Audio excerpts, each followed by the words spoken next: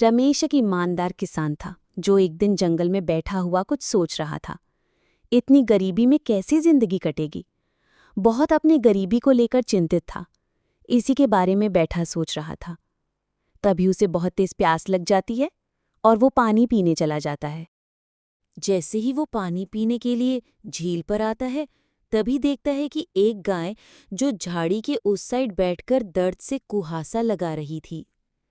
गाय को इस हालत में देखकर रमेश बहुत दुखी होता है। आप क्या करें इस गाय के साथ? ये तो बहुत दर्द से चिल रही है। मैं क्या कर। रमेश बहुत सोच विचार करने के बाद उस गाय को अपने साथ घर लेकर आता है और रास्ते में बोलता है, गाय माता, आप रोइए मत, मैं घर ले जाकर आपको ढेर सारा खाना खिलाऊंगा।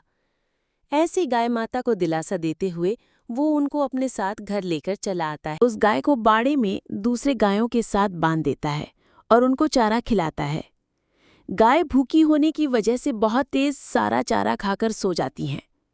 ये देखकर रमेश राहत भरी सांसें लेता है और बोलता है, चलो अब शायद कुछ ठीक हुआ गाय के साथ। अगली सुबह रमेश उसको अपने बगीचे में चरने के छोड़ देता है। देखता है कि गाय तो अभी भी भूखी ही है। वो उस गाय माता को दिन भर चराता है। चराते हुए उसे सुबह से शाम हो गया। उसे पता ही नहीं चला कब शाम हो गया। वो गाय को अब घर लेकर जाता है। वह गाय को अपने साथ घर लेकर जाता है और रास्ते में बोलता है, आज तो गाय माता पेट भर भोजन की है।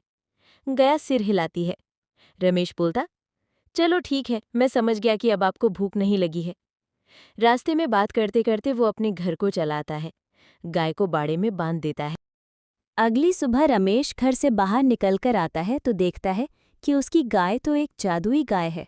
उसकी गाय अचानक से एक परी में बदल जाती है। रमेश उसके पास जाता है तो परी बोलती है, रमेश, तुम एक बहुत ही ईमानदार किसान हो। आज के समय में तुम्हारे जैसे किसान भी हैं, सोचने वाली बात है। तुम मेरी सेवा बिना कुछ सोच समझे, ना कोई फायदा देखकर भी तुम मेरी सेवा किए। तुम्हारा स्वभाव बहुत निर्मल है, इसलिए मैं तुम्हें कुछ उपहार देना चाहती हूँ। इस उपहार के तुम ही हकदार हो। वो उसे एक सोने की अंडे देने वाली मुर्गी देती है। बोलती है, रमेश, ये सोने की अंडे देने वाली मुर्गी है। ये रोज एक